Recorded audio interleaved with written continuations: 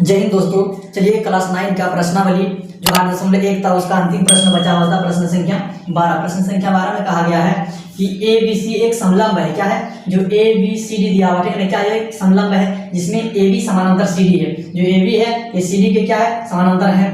और A D बराबर B C दिया हुआ है। जो ए डी है क्या है? इस बी सी के बराबर, इसलिए हम क्या किया, इसको कट लगा दिया ताकि समझ में आए कि ये जो है इसके बराबर है। ठीक है ना। अब क्या है कि दर्शाइए कि क्वेश्चन नंबर 1 में कहा गया है कि जो कोण ए है कोण बी के बराबर है। क्वेश्चन नंबर 2 कोण सी जो है कोण डी के बराबर है। क्वेश्चन नंबर 3 त्रिभुज ए बी सी सर्वांगसम त्रिभुज होगा बी ए डी का। त्रिभुज ए बी सी, ठीक है ना, इधर वाला त्रिभुज और त्रिभुज बी ए डी, ये जो त्रिभुज है क्या है? दोनों सर्वांगसम है। और विकर्ण ए सी बराबर विकर्ण बी डी हमको सिद्ध करना है। जो विकर्ण ए सी है विकर्ण बी डी के बराबर है। जब हम दोनों त्रिभुज को सिद्ध कर देंगे सर्वांगसम तो क्या होगा? ये आपस में बराबर हो जाएगा। ठीक है ना। तो सबसे पहले क्वेश्चन को बनाने से पहले लिखना है क्या कि दिया है। तो क्या दिया है कि ए बी सी डी एक समलंब है। जो ए बी सी डी एक समलंब है जिसमें ए बी समानांतर सी डी है। जो ए बी है सी डी के समानांतर है और साथ में ए डी बराबर बी सी है। जो ए डी है ए बी सी के क्या है? बराबर। इतना बस लिख देना है। उसके बाद रचना करना है। वो रचना क्या करेंगे कि ए बी को हम ई तक बढ़ाए हैं। क्या किए हैं? जो ए बी है ई तक बढ़ाए हैं, उसको लिख देना है, बढ़ाए हैं। और सी को ई से मिलाकर, सी को हम ई से मिलाकर क्या किए हैं? जो ए डी है सी के समानांतर किए। जो सी को हम खींचे हैं ना, हम इसके समानांतर किए हैं ए डी के। ठीक है। अब हमको क्वेश्चन नंबर 1 में क्या कहा है कि कोण ए को कोण बी के हमको बराबर करके दिखाना है। ठीक है। तो हम क्वेश्चन नंबर 1 को बनाना शुरू करते हैं। ठीक है ना। तो इसमें हम क्या देखेंगे कि जो ए बी जब क्या है ये सी डी के समानांतर है तो ए भी क्या होगा? सी डी के समानांतर होगा। जब कोई भी समानांतर रेखा हो, ठीक है ना, तो उसका छोटा सा टुकड़ा भी क्या होता है? समानांतर होता है। या इसका बड़ा सा भी टुकड़ा क्या होगा? आपस में समानांतर होगा। इसी तरह से जब ए बी जो है ये सी डी के समानांतर है तो ए जो दिया हुआ है क्या होगा? ये सी डी के समानांतर होगा। तो हम लिखेंगे कि ए ई समानांतर क्या हो जाएगा? सी डी हो जाएगा समानांतर। यहाँ पे क्या लिखना है कि दिया है। ठीक है ना, ब्रैकेट में लिखना है दिया है।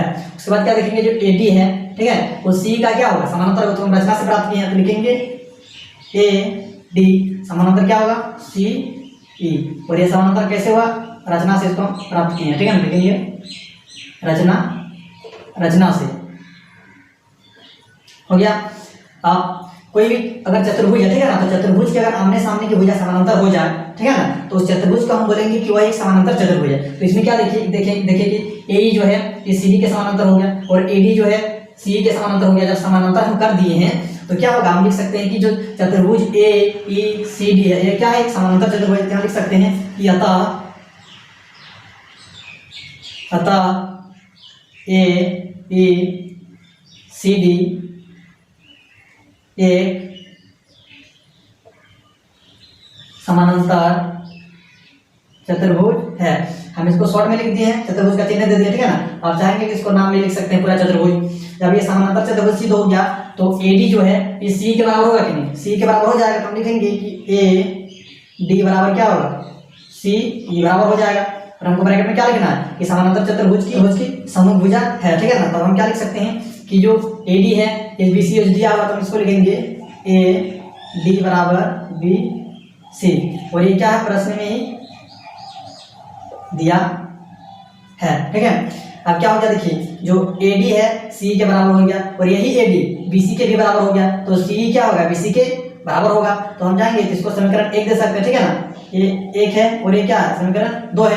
तो समीकरण 1 और 2 दोनों है। तो हम समीकरण 1 और 2 से क्या प्राप्त करते हैं? यहाँ पे लिखेंगे समीकरण 1 और 2 से, समीकरण 1 और 2 से, समीकरण 1 और 2 से क्या होगा? जो सी है इस बी सी के क्या हो जाएगा? बराबर हो जाएगा। तो लिखेंगे सी बराबर क्या हो गया? बी सी हो गया। सी बराबर बी सी हो गया। तो सी बराबर यानी कि जो बी सी है और सी क्या हो गया? ये दोनों आपस में हो गया बराबर। ठीक है ना। अब ये दोनों क्या पे त्रिभुज बन रहा है? त्रिभुज बी सी। ठीक है ना। यहाँ पे एक त्रिभुज है और त्रिभुज के जब दोनों भुजा क्या हो? बराबर हो, सामने का भुजा, तो सामने का कोण भी क्या होता है? बराबर होता है। तो हम कोणों का कुछ नाम दे देते हैं। ठीक है ना। कोण का कुछ नाम कर देते हैं क्योंकि सभी कोण को अगर हम बनाएंगे लिखेंगे तो जैसे कि यहाँ पर कोण को लिखना है कोण सी बी ई बराबर होगा कोण सी ई बी का। ठीक है ना। उसके साथ क्या करेंगे? कोण का नाम दे देते हैं। इसका नाम दे देते हैं 1, इसका दे देते हैं 2, इसका दे देते हैं 3, ये पूरा का 3 है। ठीक है ना। इस पूरा का नाम क्या है? 4 है। इसका नाम दे देते हैं 5, इसका नाम देते हैं 6। पूरा यहाँ से यहाँ तक 6 है, पूरा ये यहाँ से 5 है, यहाँ से यहाँ तक ये 4 और यहाँ से यहाँ तक ये 3 है। ठीक है। अब हो गया। तो ये दोनों कोण एक और कोण दो क्या होगा, बराबर होगा। यानी कि सी के सामने कौन सा कोण है, कोण 2 है, तो क्या लिखेंगे यहाँ पे कोण 2 बराबर। अब जो कोण BC है, BC के सामने कौन सा भुजा, BC के सामने कौन सा कोण है, कोण 1 है, तो क्या लिखेंगे यहाँ पे कोण 1 लिखेंगे। तो यहाँ पे क्या लिखना है कि त्रिभुज, जो यहाँ पे त्रिभुज दिख रहा है, त्रिभुज त्रिभुज BCE है, ठीक है ना, इसके बराबर भुजा के सम्मुख कोण क्या होगा, बराबर होगा, ठीक है। ब्रैकेट में रिजल्ट दे देना है। अब हम क्या देख रहे हैं, क्या यहाँ पे देखिए कोई भी सरल रेखा हो, ठीक है ना, सरल रेखा में जब दोनों कोणों को हम जोड़ते हैं तो क्या होता है 180 डिग्री होता है, और इसको हम क्या बोलते हैं, रेखिक युग्म बोलते हैं, ठीक है ना। तो यहाँ पे देखिए कि कोण हम एक कोण 2 को और कोण 3 को हम जोड़ते हैं, ठीक है ना। तो कोण 2 कोण 3 बराबर क्या होगा 180 डिग्री होगा। और 180 डिग्री ये आया कहाँ से, यहाँ क्या लिखना है, रेखिक युग्म, रेखिक युग्म हो गया, रेखिक युग्म। और इसको हम समीकरण कितना देते हैं, 1 और 2 हो गया, इसको समीकरण 3 करते हैं, 1 2 3, ये समीकरण 3 हो गया, ठीक है ना। अब क्या लिखेंगे कि जो कोण 4 है, ठीक है ना, और कोण 1 को जब हम जोड़ेंगे, कोण 4 को और कोण 1 को जोड़ेंगे तो कितना आएगा 180 डिग्री आएगा। कोण 4 जोड़ कोण 1 बराबर 180 डिग्री आया। और इसका समीकरण क्या देंगे, 4 दे देंगे। कोण 1 और कोण 4 का मान कहाँ से आया, जैसे यानी कि देखिए जो AD दिया हुआ AD, ठीक है ना, ये AD है, AD है और क्या है C दिया हुआ, ये दोनों क्या आपस में समानांतर है। और एक तिर्यक रेखा मान लेते हैं काटता, ठीक है ना, ये जो तिर्यक रेखा है, तो यहाँ पे कोण 4 है, यहाँ पे कोण क्या है 1 है, ये 4 है और 1 है। और तिर्यक रेखा के एक और बने कोणों का योग कितना होता है 180 डिग्री होता है। तो यहाँ पे ब्रैकेट में कारण क्या देना है कि तिर्यक रेखा के एक और बने कोण का मान कितना होगा 180 डिग्री होगा। तो चलिए समीकरण 3 और समीकरण 4 से लिख देंगे। देखिए जो समीकरण दिया हुआ कोण 1 2 और कोण 3 को जोड़े कितना 180 डिग्री आया, और कोण 4 और कोण 1 को जोड़े कितना 180 डिग्री आया। जब दोनों 180 डिग्री आया तो दोनों को हम बराबर कर सकते हैं, ठीक है ना, ये दोनों को भी आपस में क्या कर सकते हैं, बराबर कर सकते हैं, ठीक है। हम करेंगे समीकरण 3 और समीकरण 4 से लेते हैं, ठीक है, समीकरण 3 और समीकरण 4 से। समीकरण 3 और समीकरण 4 से क्या हो जाएगा, जो कोण जो 2 दिया हुआ कोण 2 जोड़ कोण 3 बराबर हो जाएगा कोण 4 जोड़ कोण 1 का, ठीक है, ये बराबर हो गया। अब हमको सिर्फ क्या करना था 1 नंबर में कि जो दिखाना है कि कोण A बराबर कोण B होगा। तो कोण A की जगह पे कोण 4 है और कोण B की जगह पे कोण 3 है, ठीक है ना। तो कोण 3 और कोण 4 को हम कुछ नहीं करेंगे, ठीक है ना। कोण 1 को या तो कोण 2 को हम बदलेंगे, कोण 1 को या तो कोण 2 को क्या करना है, बदल देना है। तो हम क्या लिख सकते हैं, देखिए यहाँ पे हम क्या लाए कि कोण 2 बराबर कोण 1 है, ये हम क्या दिखाएं समूह भुजा बराबर समूह कोण है। यहाँ पे क्या हो जाएगा कोण 1 लिख सकते हैं हम प्लस कोण 3 बराबर कोण 4 जोड़ कोण 1, ठीक है। ब्रैकेट में क्या देंगे, क्योंकि कोण 2 बराबर कोण 1। अब क्या हो जाएगा 1 से क्या होगा कट जाएगा, तो क्या आ गया कोण 3 बराबर कोण 4 आ गया, ठीक है ना। और हमको यही सिद्ध करना था क्योंकि कोण 3 है वहाँ पे हम कोण B लिख सकते हैं और कोण 4 है वहाँ पे कोण A लिख सकते हैं। तो क्या लिखेंगे कोण B बराबर कोण A आ गया, ठीक है ना। यही हमको 1 नंबर में क्या करना था, सिद्ध करना था, ठीक है। अब हम चलिए क्वेश्चन नंबर इसी का C बराबर कोण D करके दिखाते हैं। क्वेश्चन नंबर 2 बनाते हैं, ठीक है ना। क्वेश्चन नंबर 2 में क्या होगा, देखिए यहाँ पे हम यहाँ पे देखते हैं कि जो कोण 4 है, ठीक है ना, और कोण 5 दिया हुआ, ठीक है, और कोण जो 3 है और कोण 6 है। अब ये समानांतर लाइन दिया, ठीक है ना, तो समानांतर रेखा को एक तिर्यक रेखा काट रहा है ना। तो काटने से क्या होगा कि तिर्यक रेखा की एक और बन रहा है कोण जो कोण 4 है और कोण 5 है। तो ये क्वेश्चन नंबर 2 को हम बनाना शुरू करते हैं, ठीक है। क्वेश्चन नंबर 2, जो कोण 4 दिया हुआ है जब कोण 5 के साथ हम जोड़ेंगे क्या आएगा 180 डिग्री आएगा, ठीक है ना। और ब्रैकेट में यहाँ पे क्या देना है कि तिर्यक रेखा के एक और बने, या लिख दिए तिर्यक रेखा के एक और बने कोण, ठीक है। अब इसको हम समीकरण क्या दे देते हैं 5 दे देते हैं, 4 तक हम लिख दिए थे, ठीक है ना। उसी प्रकार से क्या हो जाएगा, जो यहाँ पे क्या दिया है कोण 3 दिया और कोण 6 को जब जोड़ेंगे तो ये भी तिर्यक रेखा के एक और बने कोण है, ठीक है ना। तो कोण 3 जोड़ कोण 4 करेंगे हम, कोण 3 जोड़ कोण 6 बराबर क्या आएगा 180 डिग्री आएगा। और रीजन क्या देना है कि तिर्यक रेखा के एक और बने कोण, ठीक है। इसको समीकरण हम क्या कर देते हैं 6 कर देते हैं। अब समीकरण देखिए यहाँ पे समीकरण 5 में क्या आया, कोण 4 और कोण 5 को जोड़े क्या 180 डिग्री आया, और कोण 3 और कोण 6 को जोड़े कितना 180 डिग्री आया। तब दोनों 180 आया, तो ये दोनों भी आपस में क्या होगा बराबर होगा। तो हम यहाँ पे क्या लिखेंगे समीकरण 5 और समीकरण 6 से, ठीक है ना। तो इसमें क्या होगा कि कोण 4 जोड़ कोण 5, कोण 4 जोड़ कोण 5 बराबर क्या हो जाएगा कोण 3 जोड़ कोण 6 हो गया। ठीक है, अब यहाँ पे हम क्या कर सकते हैं कि हम सिद्ध करके दिखा दें, यहाँ दिखाइए कि कोण 3 बराबर क्या है, कोण 4 है। ये तो हम क्या किए, सिद्ध किए हैं।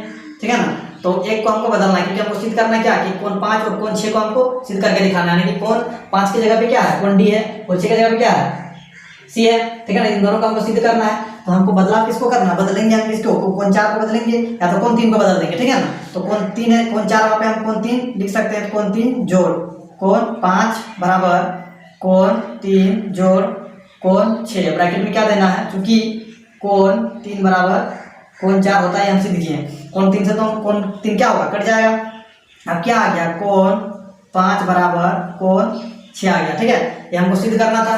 अब हम लिख सकते हैं, अब यहाँ से यहाँ लिखना, ऊपर में लिखना। ठीक है ना, यहाँ से अब ऊपर से लिखना शुरू करना। अब क्या आ गया कि जो कोण 5 की जगह पे क्या है, डी है, और कोण 6 की जगह पे क्या है, कोण सी है। तो हम लिख सकते हैं कि कोण डी बराबर क्या आ गया, कोण सी आ गया।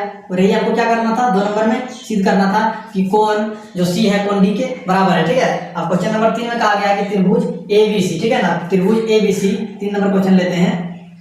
त्रिभुज ABC तथा त्रिभुज BAD में, अब इन दोनों में देखते हैं, इसमें क्या हो जाएगा कि जो AD है ABC के क्या बराबर है, एक भुजा बराबर हो गया, दिया हुआ प्रश्न में। ठीक है ना, लिखेंगे AD बराबर BC, और ये प्रश्न में ही दिया, ब्रैकेट में क्या लिखना है, दिया है। ठीक है, उसके बाद क्या लिखेंगे इसमें कि इसमें देखिए कि कोण जो है 4 और कोण 3 क्या होगा, बराबर होगा। ये हम सिद्ध करके दिखाए हैं, कोण 3 बराबर कोण 4, ये हम सिद्ध किया। हम क्या लिखेंगे, सिद्ध किया, सिद्ध क्या, इसको हम सिद्ध किए हैं। और जो यहाँ पे AB दिख रहा है, ठीक है ना, AB जो भुजा है इस त्रिभुज के लिए भी है, उधर वाला त्रिभुज के लिए भी है। AB क्या हो जाएगा, वो घनिष्ठ हो जाएगा। तो हम क्या लिखेंगे यहाँ पे AB बराबर AB, और ये क्या हो जाएगा, घनिष्ठ भुजा, घनिष्ठ भुजा। तो सर कोई भी 2 त्रिभुज को सर्वांश सिद्ध करने के लिए 3 चीजें बराबर होना जरूरी है। ठीक है ना, इसमें हम क्या करते हैं, भुजा कोण भुजा किस नियम से बन गया, SAS सर्वांग समता नियम से, SAS सर्वांग समता नियम से क्या हो गया, त्रिभुज ABC सर्वांग त्रिभुज हो गया, त्रिभुज BAD। ठीक है, जब सर्वांग सिद्ध कर दिया तो क्वेश्चन नंबर 4 में क्या कहा गया है कि दिखाइए कि जो विकर्ण AC है और BD का क्या होगा, बराबर होगा, बराबर हो जाएगा। क्यों, CP से बराबर हो जाएगा। हम लिख सकते हैं कि विकर्ण AC बराबर क्या होगा, विकर्ण BD, और बराबर कैसे हुआ, CT से। ठीक है ना, हम इसको सर्वांश सिद्ध कर दिए थे, तो क्या हो जाएगा, ये बराबर हो जाएगा। चलिए हम मिलते हैं किसी नेक्स्ट वीडियो में, तब तक के लिए जय हिंद।